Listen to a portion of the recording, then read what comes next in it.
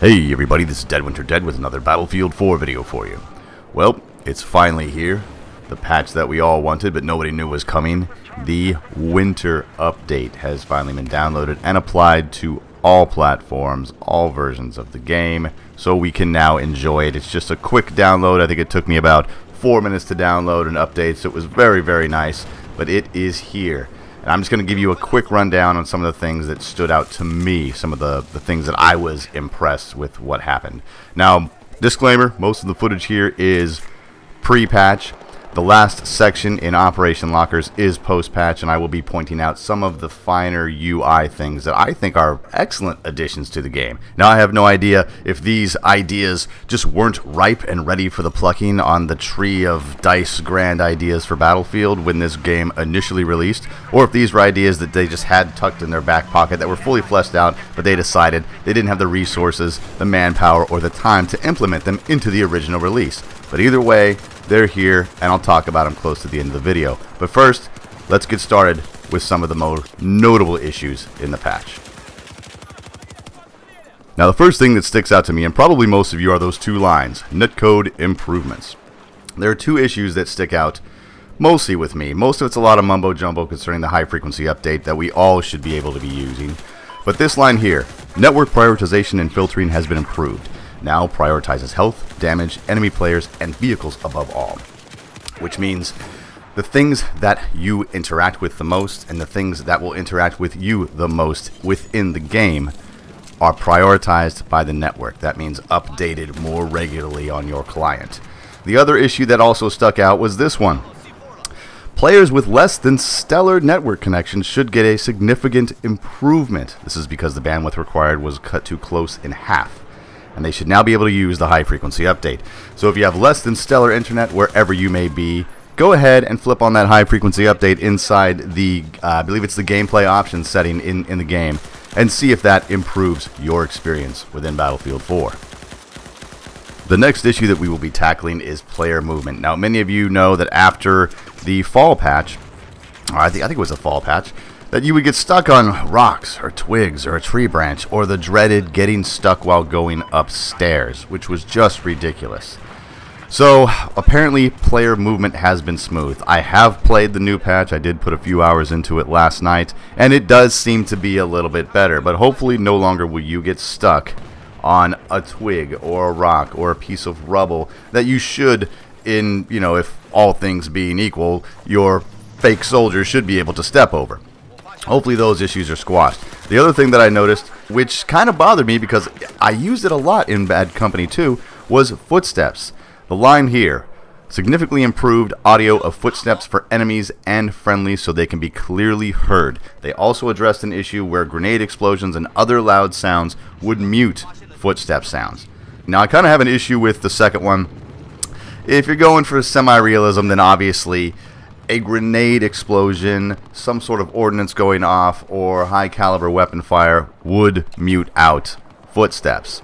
But I think for the idea of balance, they're trying to make it so that footsteps can be clearly heard no matter what situation you're in. So if you hear footsteps around you, check that mini-map and make sure that there are friendlies around you, because there is no distinction between friendly and enemy footsteps. Footsteps are footsteps. The bad guys have feet, the good guys have feet.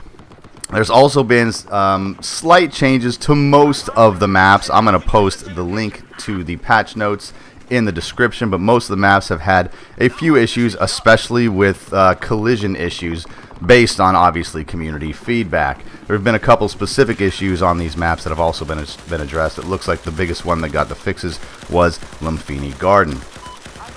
Another interesting piece to this winter update was the section concerning servers. There are now, I guess, what could essentially be called noob servers. There'll be servers that you will be able to search if you were level 10 and under to kind of give you a feel for the game, let you rank up a little bit, let you get used to the controls and how to use certain issues, and get yourself a little bit of map knowledge while you're there before you're essentially thrown to the wolves of all of these level 140s. So if you are a new player, check out those noob servers, and it should filter out all of the level 11s and above, so that way new players can come in and enjoy the game without getting completely wrecked by all of those level 100 pluses out there.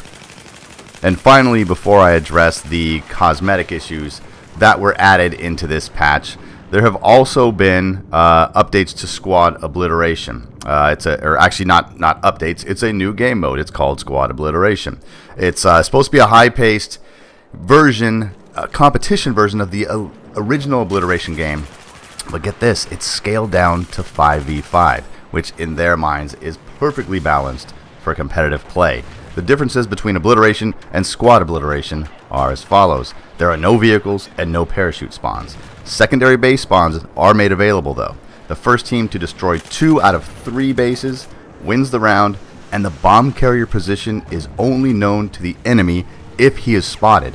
This is a huge thing because everyone knows that when you play Obliteration, the minute you pick up that bomb, everybody on the bad guy team has an instant and perfect wall hack on you. They know exactly where you are, and in my mind it does add to the tension, but it also kind of ruins the experience a little bit.